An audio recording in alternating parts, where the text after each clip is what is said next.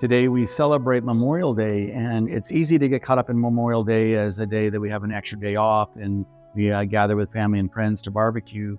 But it's important that we really remember why we celebrate this day. And it's because there were men and women who laid down their life and were willing to sacrifice themselves so that we might be free.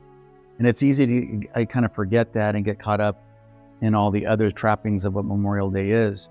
When I was in college and I went to Texas A&M University for my undergraduate, the university itself, because of its ROTC program, provides more officers to the military than any other university outside the military academies. And as you walk into our student center, there's a big plaque that had the quote of John 15:13 on it: "Greater love hath no one than one who lay down his life for a friend."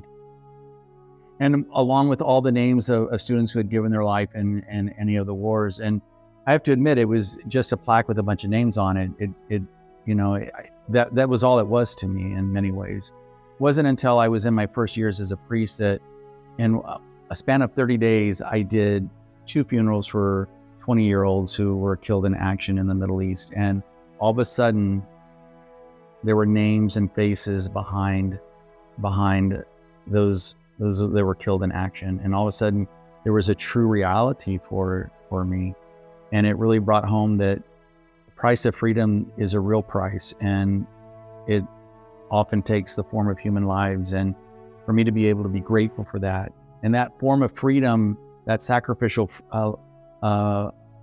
giving that these young men had given, is followed up the example of Christ, who Christ was willing to sacrifice himself, to lay down his life completely so that we might have eternal life.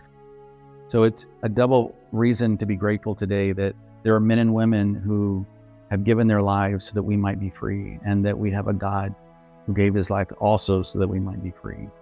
And so on this Memorial Day, I wish you all a very happy Memorial Day, and let us keep in mind, especially those who have died for our freedom, and also their families who have had to endure the pain and suffer and loss of a loved one. So God bless you. Happy Memorial Day, and have a good week.